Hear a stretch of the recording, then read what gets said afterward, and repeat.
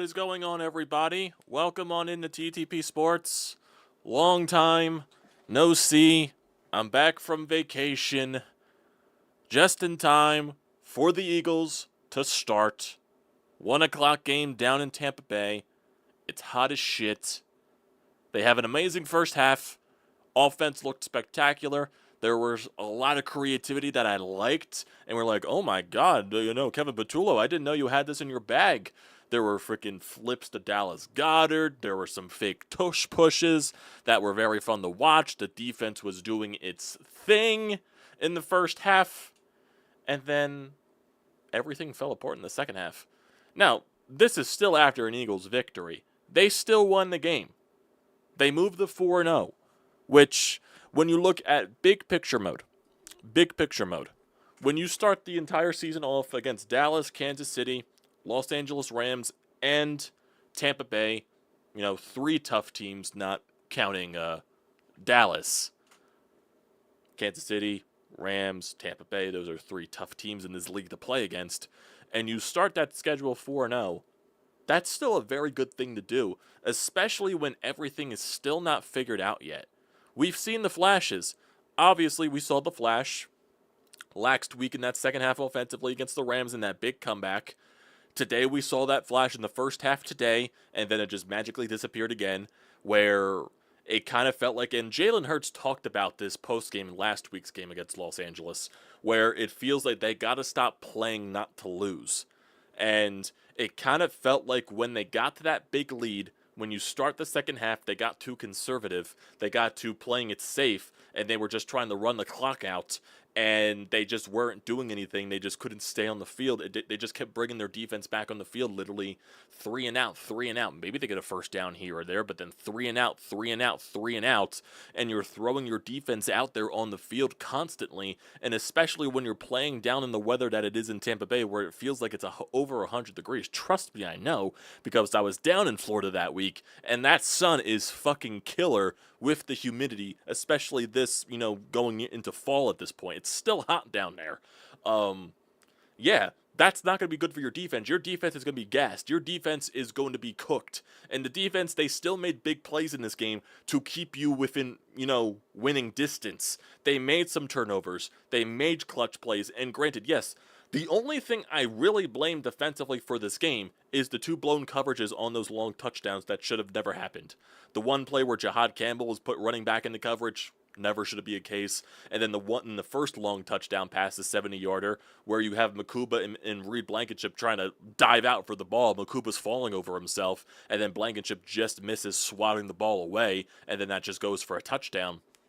Those are really the only couple of things that I blame defensively. I think overall, big picture-wise, the defense still had a pretty good game, and it was only this close because of the offense in that second half. And that goes on a lot of people.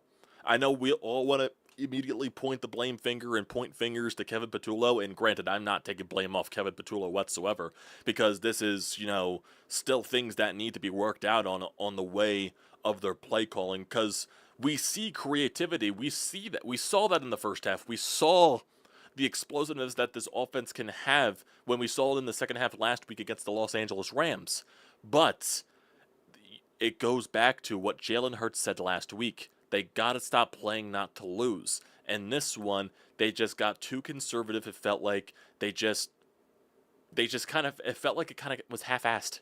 It felt like it was kind of half-assed, and I do think there's some blame that should go on Jalen Hurts for that second half as well. Not fully entirely, but there were plays to be made. There were passes to be made from Jalen Hurts, and Jalen Hurts throwing the ball in that second half was not good.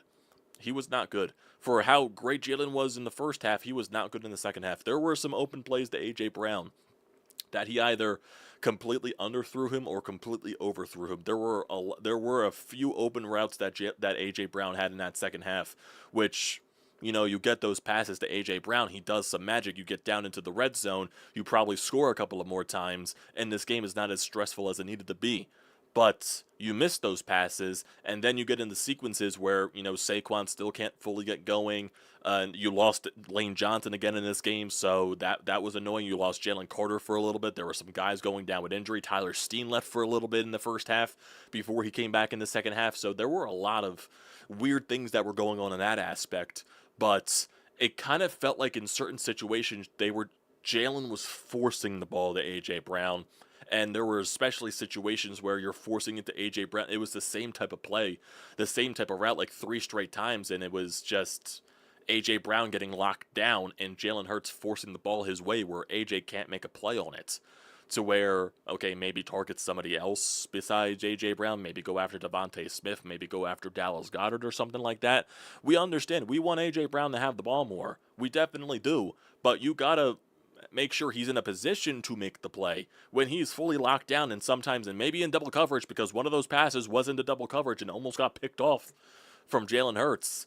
It's got to be better. And granted, Todd Bowles throws out the blitz constantly, and Todd Bowles definitely adjusted to what the Eagles were doing in that second half, which probably we should have expected Todd Bowles to do, because the way the Eagles' offense was just completely thrashing the Bucs defense in that first half was insane.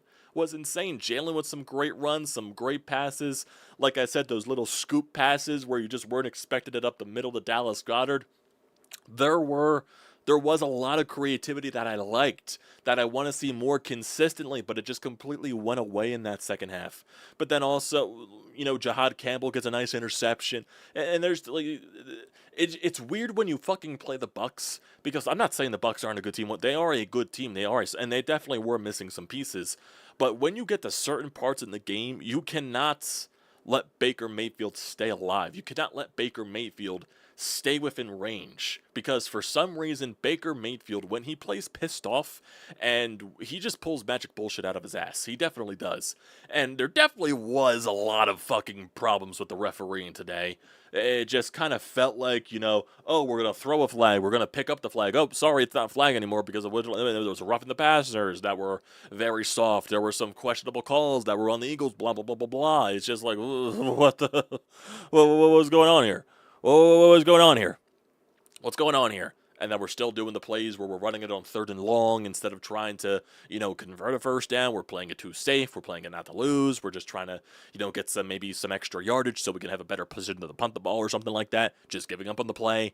It's just, there's things that I like and things that I still do not like, but yet this team is 4-0, especially after the way that schedule has started. When you're playing teams like the Rams, like the Chiefs, like the Bucs, that is a great position to be in, and I'm not denying that whatsoever. 4-0 is very impressive to start the season the way with the teams that you are facing up against, especially with everything still not fully fleshed out. That is really good. That is something that we cannot, forget. That is something that we cannot forget. But you really need to iron these things out. You really need to. You got to have more consistent offensively. You can't be having an amazing, explosive first half and then have negative yardage in the second half to start off for like the first so many drives. That just can't happen, because you're letting the team back into the game and you're forcing your defense out on the field so many times to where they're going to get gassed. And maybe some things are going to get exposed because they're out there for so long. Like I said, the only thing that I'm really putting on the defense in this entire game is those 2 blown coverages for those long touchdowns. I thought, for the most part, especially under the adversity of the way the offense was playing in that second half, I thought the defense did a pretty solid job at shutting and preventing the Bucs from tying the game up. That I will give a lot of credit to the defense. I'm sure Vic Fangio was pissed off at those blown coverages as well. There were a lot of, even though there's still some nitpicky things, Kelly Ringo had some nice plays, but then he also had some things where he got his ankles completely broken. There were a lot of instances of missed tackles, guys slipping off one another. Those definitely, things that, happen week-to-week basis. But I still think overall the defense, from what we have seen over these first 4 weeks, is still something that is very good. And I'm sure, and 100% Howie Roseman is still going to find a way to fix the weaknesses in this defense once 100% at the trade deadline. That is something that I am not doubting whatsoever. Howie Roseman's going to do his due diligence at the trade deadline and find things that's going to shore up this defense, whether that is in the secondary to help spots out, especially in the corners, position, to maybe help the weaknesses with Adoree Jackson and Kelly Ringo and all of that stuff. So there's definitely a lot of things there as well. But I think overall, from the picture that we have seen from the defense in these first 4 weeks, still good and, is going to be one of the best defenses in the league. And especially with the way the fucking game started out, a fucking blocked punt return for a touchdown from Sidney Brown. I'm like, holy fucking shit. I'm thinking to myself, okay, I'm exhausted. We didn't get home until 5:30 in the morning last night. Well, this morning. 5:30 in the morning last night. 5:30 in the morning this morning. Excuse me. I'm very tired, as you can tell. But I still got all the energy. Doesn't make sense. Got home at 5:30 in the morning. Got everything set up. I went to sleep. I slept for like maybe 6 hours. Woke up at like 12 something, like quarter to 1. Turned on the Eagles game. Blah, blah, blah. I was like, oh my god, the way this is going, they got a blocked punt return for a touchdown. The offense is churning in this first half. They're up to a big lead and all that. Man, they're doing me a favor. I don't have to stress this game after being so tired. I can just relax. Nope. After driving 15 plus hours overnight, watching the Eagles game, you think it's going to be a snooze fest because of how great the team looks? Nah, they got to find a way to make you stress out. Put hairs on the chest, I guess you can say. But yes, a win is a win. It definitely is. 4-0 is still very impressive. I'm not denying that. Whatsoever. Especially with the schedule that you have to start the season. Against teams like Kansas City, Rams, Tampa Bay. That is a very impressive way to start a 4-0, especially when not everything is clicking at once. That is still very good. But they still need to work out some things because Jalen Hurts was, for as amazing as he was in the first half, was not good in the second half like the entire offense. Saquon still hasn't fully figured it out yet, and I'm not sure if that's a Saquon thing or if that's just an offensive line thing, because it does feel like the offensive line just can't find that separation for Saquon, and I'm not entirely, and teams are just like completely sniffing out certain situations with Saquon, so there's definitely some things that really need to be fleshed out there. Receiving wise, AJ Brown he had 9 targets, 2 receptions for 7 yards. I mean, that needs to be better. That needs to be way better. Dallas Goedert, he had 4 receptions for 34 yards. He had those 2 scoop pass touchdowns. Saquon Barkley had 4 receptions. Devontae Smith had 2 receptions. It's got to be better. It's got to be way better. Defensively, there were a lot of guys that stood at. Cooper DeJean, I thought, had a very good game. Same thing with Zach Bond. Quinyon Mitchell was very good in coverage once again in today's game. Keely Ringo, he can't tackle. He can't tackle, and he gets his legs broken wholeheartedly. Jahad Campbell, the blown coverage definitely should not have been in that position, in my personal opinion, but he was responsible for the forced fumble, and he also got the huge interception late in that fourth quarter to, take a situation away from the Bucs. Of course, the offense didn't really do anything with it because it was the offense in the second half, but it definitely was a big game changer. It definitely was. What else? What else was there? Ajomo had some nice tackles in there as well. So, I mean, there were a lot of good things. There were a lot of good things, but there were also a lot of bad things. But the team is also 4-0. But you can't ignore the bad things because then again, a lot of people are going to have flashbacks back to 2023, and things really need to get cleaned up. They really do. They really do. They really need to clean some things up. They really need to clean things up. But it is a good thing that they are 4-0. That is really good. It's really good. It's just like they have so many issues now that they need to work out. And I'm not sure if that's entirely, I think a lot of the offense is more, because, I saw creativity there from Kevin Petula, and I was like, wow, you have this in your bag. Okay, show it to me more consistently. And then it just completely went away. I don't know if that's a Petula thing. I don't know if that's a Sirianni thing. I don't think it's a Jalen Hurts thing playing too conservatively, because he obviously stated it last week. They got to stop playing not to lose.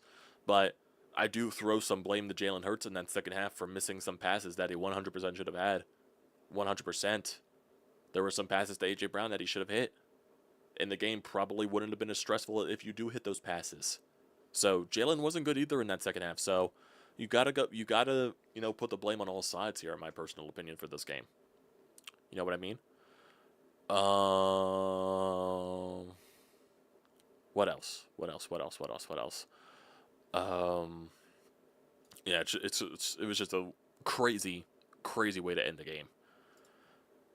You know, Bucky Irving was completely like torching you on the receiving side and the rushing side. Like he was breaking tackles left and right. He was very slippery and very hard to tackle. So that was, you know, annoying. There were a lot of situations where you could have sacked Baker Mayfield, and he just like, especially in one of those sequences to end the game where it, I think it was on the second to last drive, on the last drive where you're completely swarming Baker Mayfield in the pocket. There's the entire defensive line is completely flooded on top of him, and somehow Baker Mayfield just slips away and finds a way to get a first down. Basically picturesque of what Carson Wentz did in 2017 to the Washington Redskins at that point. Um, you know, it's weird. Like I said, Baker Mayfield, like at the end of games, he just finds the way to transform into a completely different player.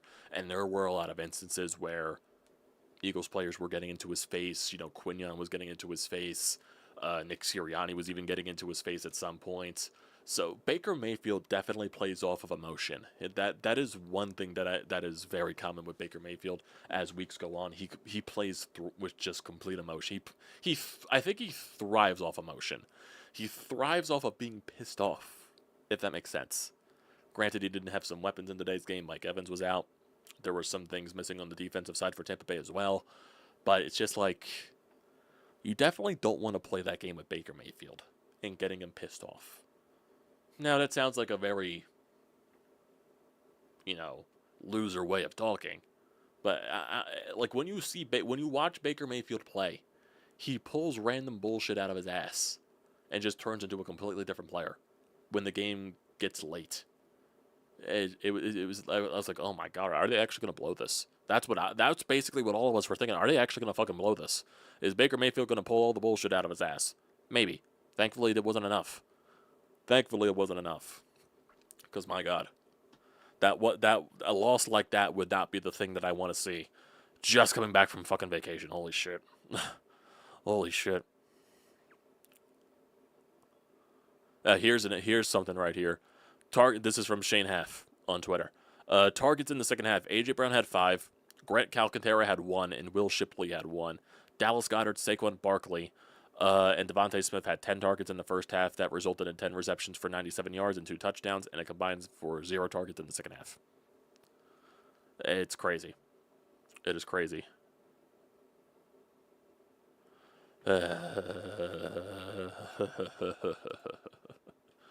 Insane, boys. Insane. Insane. Insane. Insane. Insane. Doesn't make sense. It just doesn't make sense.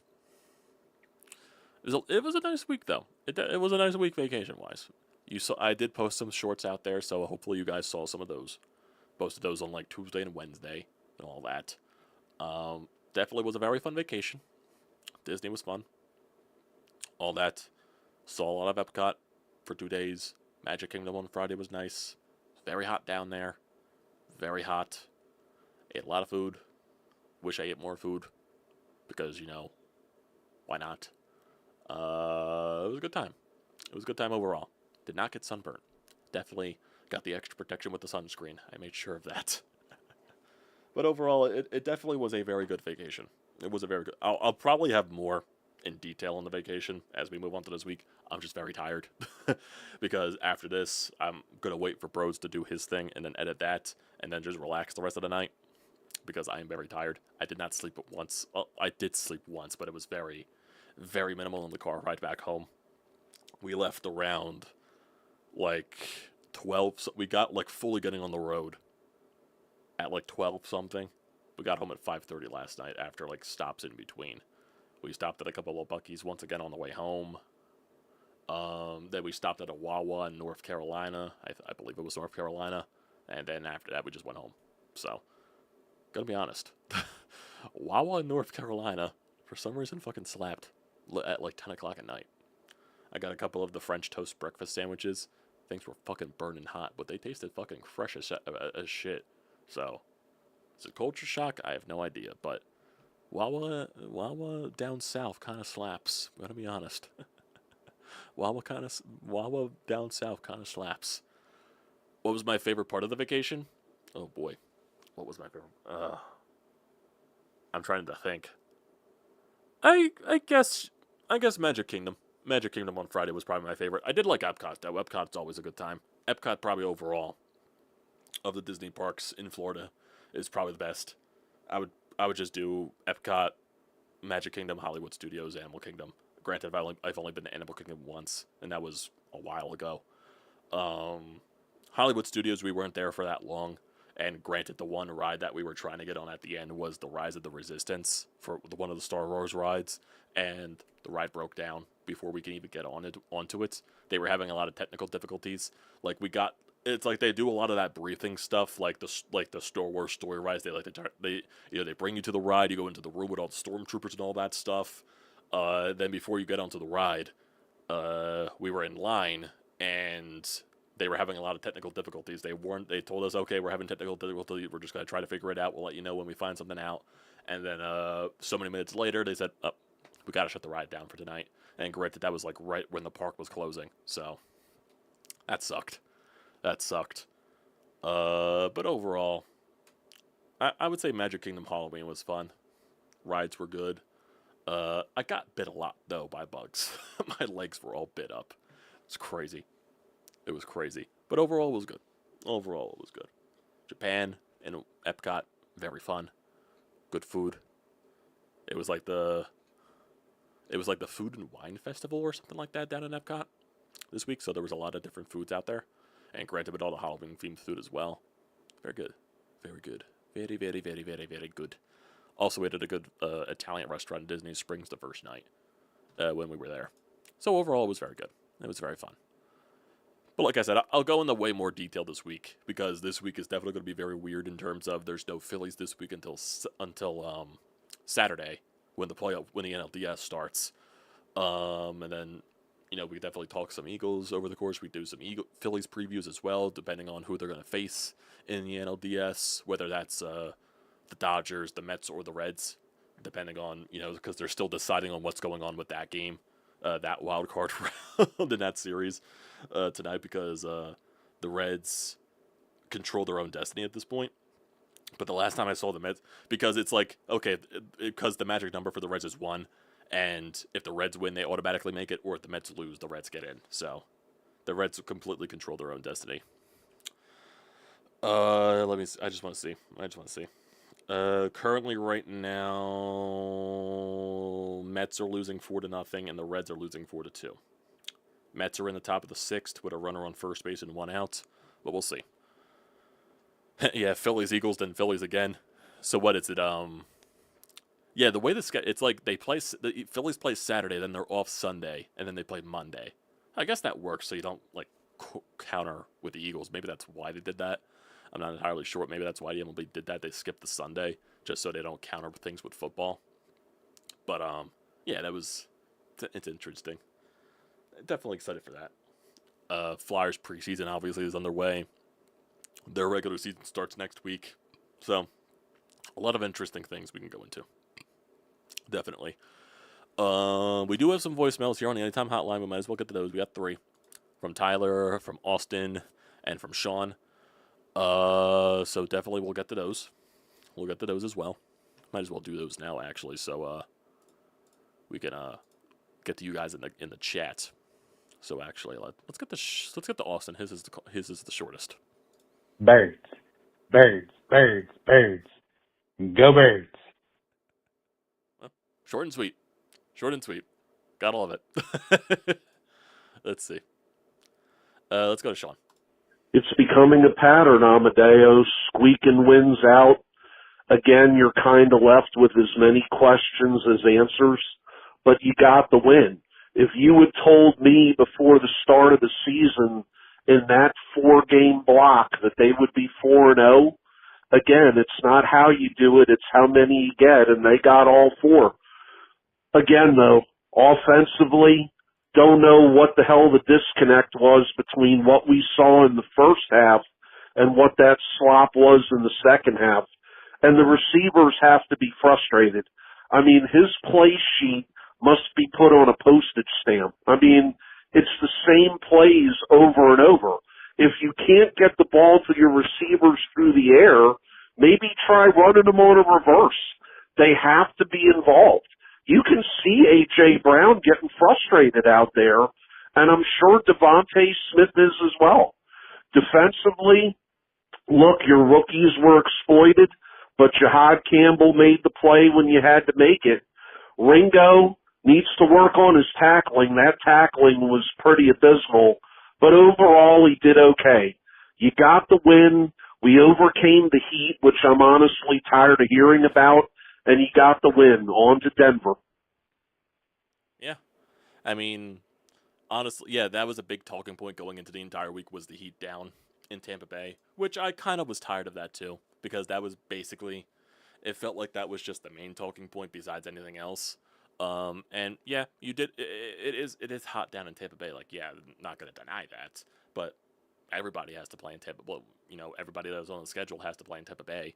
Tampa Bay plays in Tampa Bay every single week, so not every single week, but you know what I mean. So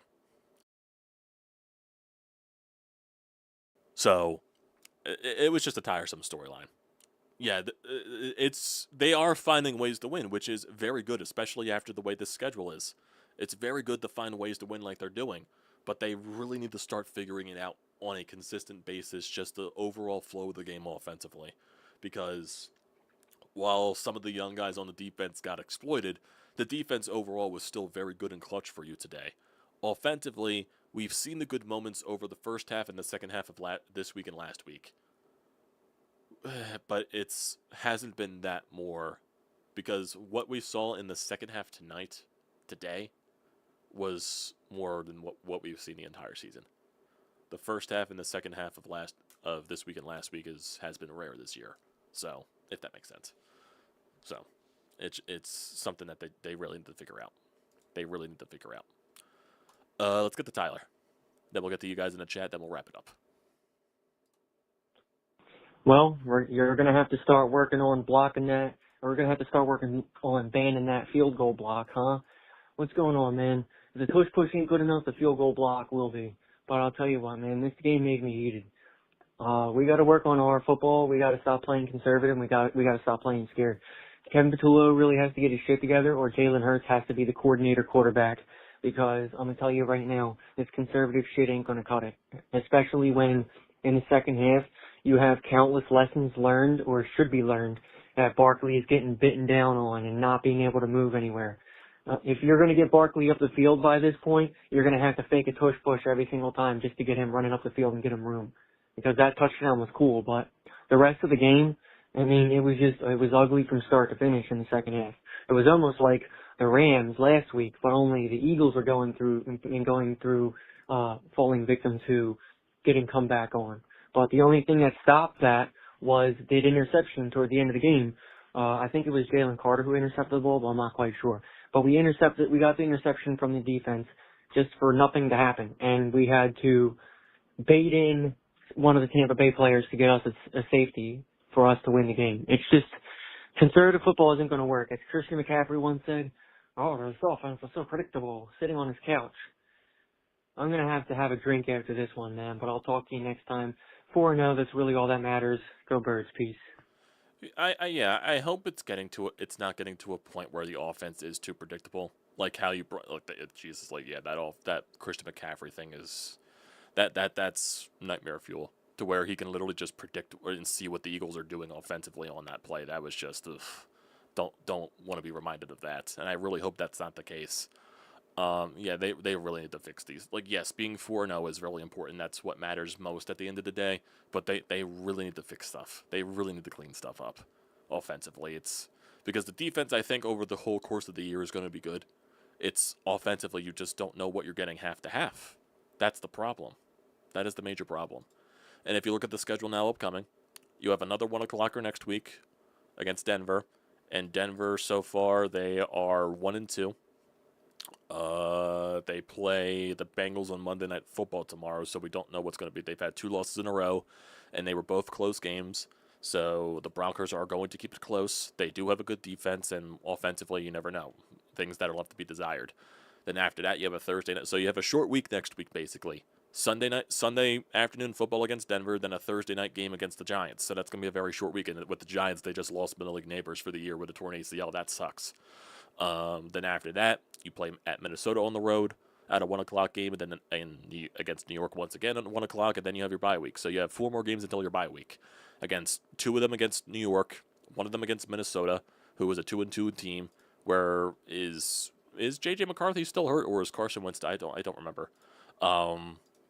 But this should be another stretch where you should get some wins in here. It definitely should be, because then once again, you have another tough stretch after the bye week, which is Green Bay and Detroit, like directly after the bye week, and those are 2 primetime games. So you gotta figure out a way to get this offense going consistently. You definitely do. And I'm just looking for updates on these other games. The Mets are still losing 4-0 going into the bottom of the 6th inning. And the Mets are literally using everybody in their bullpen. They already brought out Edwin Diaz in the 6th inning. That's how desperate they're getting right now.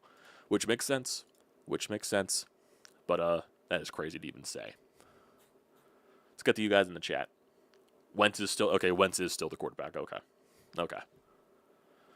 Yeah, Jalen did not look good in that second half, in my opinion. Did not.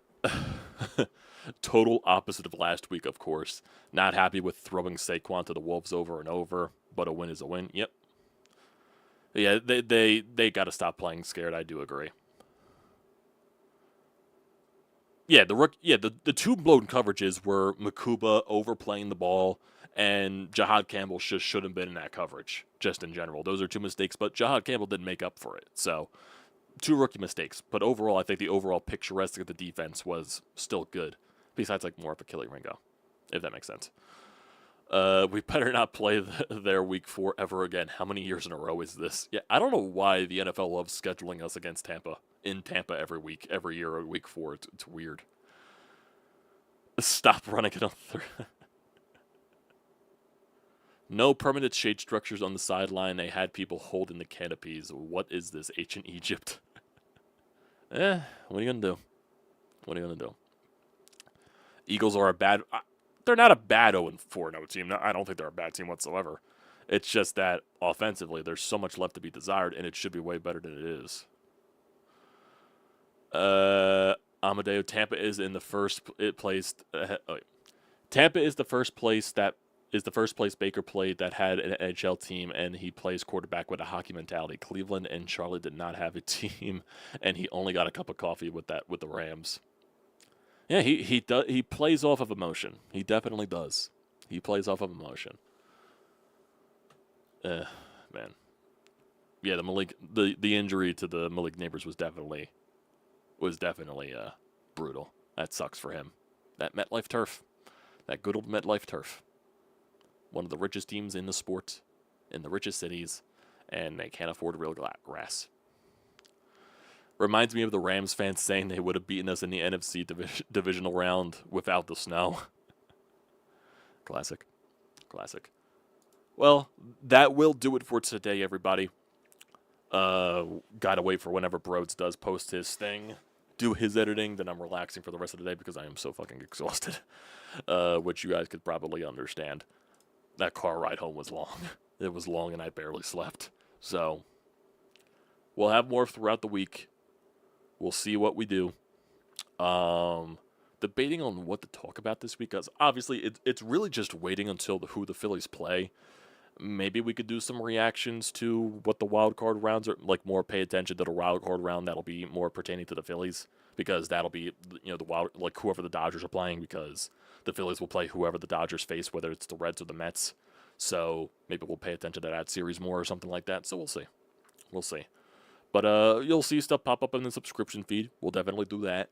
And yeah, we'll move on and get back to a normal routine here when I'm not exhausted. So I do appreciate you guys for tuning in. We're back here, back in full throttle. So we move. Appreciate you guys for tuning in. Don't forget to leave a comment in the comment section down below. Don't forget to drop a like. Don't forget to hit that subscribe button. It does me a great deal of service. And also use the code TTPSPORTS, $20 off your first purchase at SeatGeek. Great deal. Don't pass it up. Appreciate you boys tuning in. Birds are 4-0. That's what matters at the end of the day. But things still need to be